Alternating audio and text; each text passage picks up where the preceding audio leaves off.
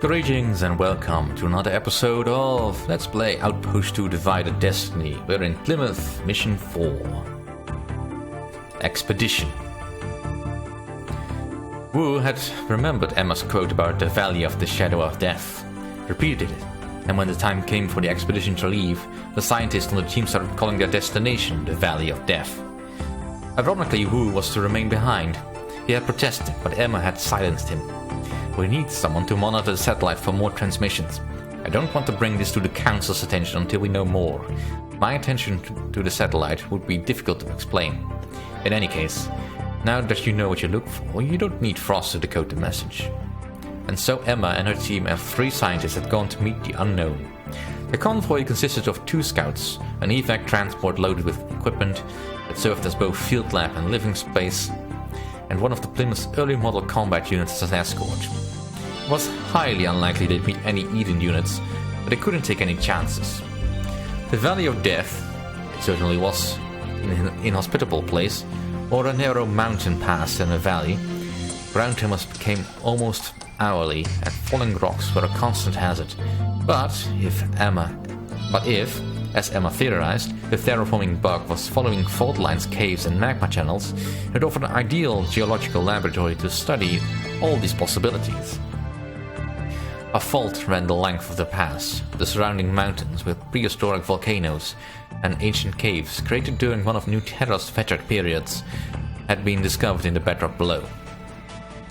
The next few weeks were busy ones, as they planted seismographs, thermal probes, and biological traps designed to sample and remote analyze microorganisms. Some of these were placed in wells drilled down the length of the valley. The largest drilling employed a robomole adapted from a robominer vehicle and mated to the jury-rigged evac transport. The little digging machine first made a shaft down into one of the caves which, although they were known from sonic imaging of the rock, were not thought to connect with the surface. Then it made a long, slanted shaft running up the valley and paralleling the vault. It descended on a shallow angle for several miles up the valley, and it was hoped would allow them a scientific window to advance any threat while still providing them with some time to safely withdraw. The angled shaft was a top priority, and Emma made a point of checking the progress every hour or so when she was not at the base camp. On the first day of the 4th week, Emma made her usual visit after breakfast. The young scientist named Rohanna Pascal was supervising the drill head, but the usual rumble of the slurry pumps was missing. Emma started to ask what's wrong, but it was immediately apparent. The big reel attached to the back of the evac transport to store the conduit that supplied the mole was empty. Only a stub projected from the drill hole. We ran out about 20 minutes ago, explained Dr. Pascal. The truck is late. They had a bad tremor back at Plymouth last night. Emma nodded. She'd seen it on their own seismographs, but the delay was still annoying. Trucks shuttled additional lengths of umbilical to connect the mole to the surface as one another were being pulled into the hole. The supply reel would only hold about 100 meters of conduit, and regular resupply was required to keep the mole operating. The robominers were equipped with massive support equipment to supply a dozen moles at once for months at a time, but their setup was much cruder. Emma was about to make a call to check on the truck's progress when she spotted it topping the nearest rise on the trail. It rolled up, swung around in a tight turn, and backed up the loading machinery. As it did, one of the cab doors opened, and a suited figure climbed out on the step and waved to her. She didn't recognize the person until he jumped down and came closer. It was Wu. She waited until they were a meter or so apart and adjusted the radio to scrambled micro power mode, signaling him to do the same. "What are you doing here?" she asked snappishly. He smiled. "I rigged an automated system to watch the satellite and routed the signals through our two-way data link with the lab. Don't worry, they'll be encoded so nobody will know it's us. But us will know." She relaxed. She should have known who would take care of things before leaving his post, but he'd never been a lab-bound kind of scientist and didn't like to miss fieldwork. That's why she liked him. Neither did she. "Right," she said. "I'm glad you could join us. We are short-handed. The council took me at my word when I said limited resources. Our equipment is all jury-rigged and I don't trust half of it to work when the time comes. The drilling on the big hole is several days behind schedule. We just don't know how much time we've got left. She took Wu on a quick tour of the camp, and by the time they'd finished, the next run of conduit had been transferred to the supply reel, and drilling had begun again. Tailings from the drill were pumped up the line, then most of the liquid suspension medium removed for recycling, and the remaining soil and crushed rock blown into a large pit a few hundred yards from the camp. Periodically, someone would make their way to that pit to take samples. As she and Wu watched, the reel turned another meter of umbilical plate into the hole. Then the machinery seemed to buck, the pumps changed pitch, and a fountain of tailings from the outflow chute darkened and then stopped. Pascal checked her readings and then shut the machine down. She turned to Emma. I think we hit a cave, unmapped apparently. Emma checked the readings on the drilling machinery. This is much deeper than the others. We might not have picked it up. I better get some samples. Emma started to head for the slag pile, but Pascal waved her back. I'll take care of it. Emma shrugged and went to the drill head's console to check the instrument. It's usually hot down there, she commented. Maybe early signs of volcanic activity? Wu leaned over to see. What's that pressure spike? Emma's brow furrowed. It wasn't there just a minute ago. Emma. Frost's voice came over the radio. There was just an indication on the biotrap 34. We've logged about 30 seconds of readings, then it seemed to malfunction. A pause. I have readings from traps 32 and 29. Now 30. 32 and 33 have stopped transmitting without giving bio indications. Emma felt her heart quicken. It's here. Frost, you're logging everything? Emma, I would strongly recommend you evacuate the area. There is danger. She chuckled nervously. We're 4 kilometers from those traps. She suddenly looked from her console and looked around. Scout 1, where Frost was installed, was marked by a drill a few hundred yards to the south. Where's Scout 2? She keyed Dr. Pascal's channel on the suit radio. Rohanna, where's Scout 2? There was no answer. Emma, said Frost. I believe that Dr. Teslov and Dr. Ramsha took Scout 2 on to inspect a fluctuation in the drill hole trap 17. Can you contact them by radio? No. She grabbed a clipcom and pulled up a map. She put her finger on the drill hole 17. It was much closer than the other traps, but they were on the surface. Great maker! It's as though it's searching forward underground, far in advance of any surface indications. Perhaps it doesn't spread on the surface at all.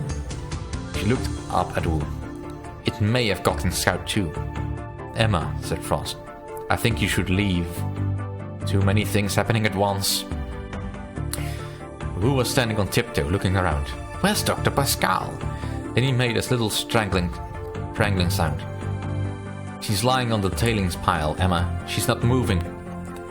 Suddenly they were looking at the drill console. There was a huge pressure and temperature spike, and then it went dead. Emma was on her feet. Maker, it's already in the drill. We may already be contaminated. She pushed Wu off the platform and towards the open hatch of the evac transport. No time to make the scout. She glanced out at the other vehicle. Frost, get that vehicle moving. You have to transmit this data to Plymouth, no matter what happens. Wu was already in the hatch, but she was looking at the big reel attached to her back. Not only was it tying them down like a leash, but it might channel the bug right to them. Get moving, Wu! Are you inside? Get moving! She ignored the open hatch and climbed the handholds onto the roof, then ran along the spine of the vehicle's trailer to the rear. The transport was already moving, and she was nearly bounced off her feet. She staggered and fell, landing on her belly, sliding to the rear edge of the trailer.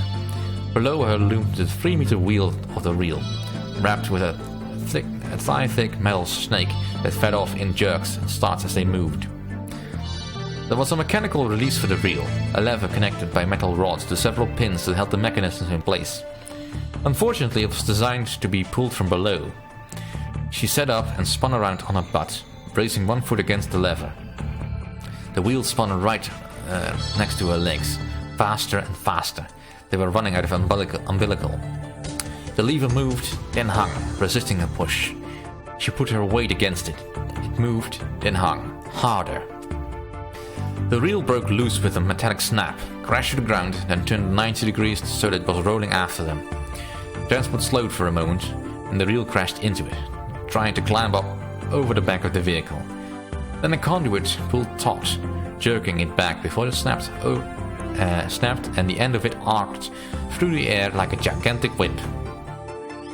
Emma ducked as it crashed into the roof hole, half a meter from her head, putting all her weight on the reluctant lever, which suddenly dropped under her. She fell, grabbing for the lever. She barely got it, but it continued to sag down, and the thick gloves of her rock suit didn't give a good grip. Her hand slid off the lever. She fell. Her feet hit the front viewport of Scout 1 as it pulled in behind the transport. She slipped on the smooth surface, crashed into it painfully, and slid down the front of the vehicle. Her feet found purchase on the bumper, and she grabbed a projecting antenna. She glanced up in time to see the drill head explode in a ball of fire and gas. Lava began to fountain out of the opening, and the snapped end of the umbilical writhed like a runaway fire hose, spewing gas and steam. She wanted to tell Frost to stop, to let her off her precarious perch, but she didn't dare. What she said was, "Faster!" She held with all her strength for the next 20 minutes while the transport charged full speed down the pass and to the plain below, the faster Scout pacing it.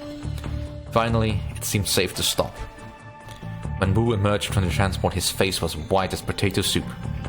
"They're all dead, aren't they?" Emma nodded. This was her fault. "Do you think we are exposed?" "If we were, I think we'd be dead already. It didn't take this long to get Pascal. Just the same, we're probably better spend some quarantine time before going back to Plymouth." She looked over at the Scout. "Frost, why did you disobey my orders to leave?" "I had already transmitted the data, Emma. It seemed logical that I would not get additional information by running away." "I gave you an order, Frost." "You were in danger, Emma." "Was that all?" The repeated warnings before the actual extended danger was apparent. Disobeying orders? Was it the legendary savant intuition or something more? Can a computer have secrets? Good question. That's fun. Maybe we'll find out. Alright, let's get on to the mission briefing. Commander, some of our scientists have proposed sending in a research group to the devastated Eden site. Whatever destroyed Eden may be a threat to us as well. We've also confirmed our earlier suspicions. Eden was developing weapon systems. These weapons have been deployed in structures and vehicles throughout Eden. One of our scientists has modified several of the scanning devices on our scout units. Although she declines to give us all the details until she has done more research, she is very convinced that the data we will need will be found in the advanced labs in Eden. She also recommends we proceed with our plan on the cover of darkness. Our units must infiltrate the colony and find the advanced labs. Move a scout directly to the side of the lab so the scout can scan the structure for the data. It may take the scout some time to locate the information and transfer it back to us. Protect him with the microwave links units. The labs have sustained heavy damage and may explode spontaneously. If that happens, the data will be lost forever. We must hurry. The units we briefly sent into the colony to explore have stopped transmitting after a short time. Oddly, we can still see these units on our satellite images. Be aware of the potential loss of control of the units. Hopefully, our expedition will help answer this mystery. Alright, so we just need to get to the labs. Good enough. Let's begin. Initiated. Now. Enemy units sighted. Now this mission is a mirror of a mission Eden does. Of course, Eden starts at the bottom of the map, we start at the top. But we still have the same problems to deal with.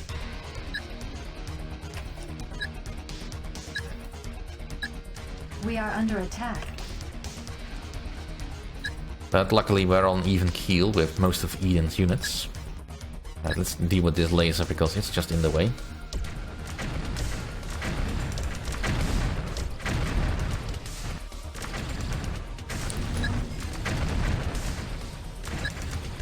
Right.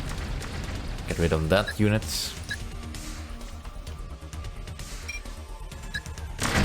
Taking care of this outpost, of this command center will destroy any ability of the...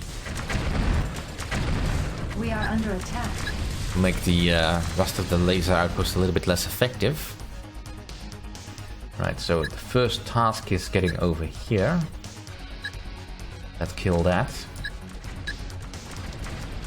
Enemy unit sighted. We are under attack. Ouch. Vehicle destroyed. That's not what I had intended to do, but very well. Yeah, guard posts explode if you're standing right next to them, so best not to do that. Or if at all possible, make sure that your enemy's units are next to it. Data transmitted. Alright, that's one down. On to the next one. We are under attack. Enemy unit sighted.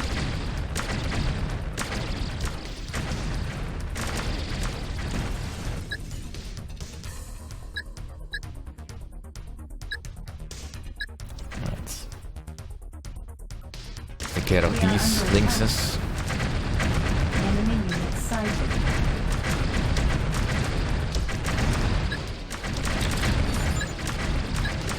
Vehicle destroyed. Data transmitted.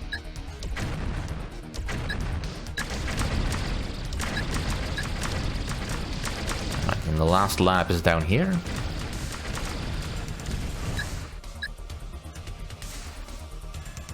So let's try to avoid as much damage as we can.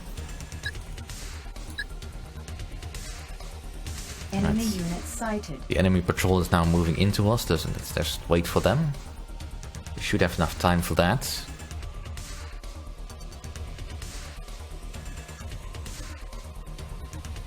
We are under attack.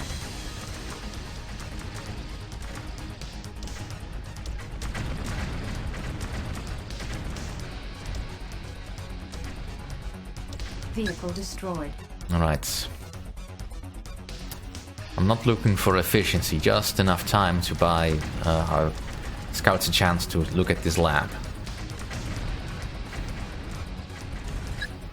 Alright. Let's get rid of all these lynxes over We here. are under attack. Enemy unit sighted.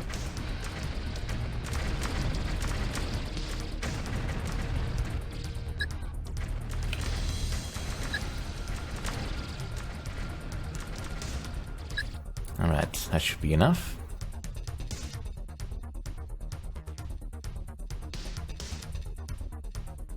You have done well. Our colony is surviving. Good. Well, that's the end of this episode. Thank you all for watching, and I'll see you all next time.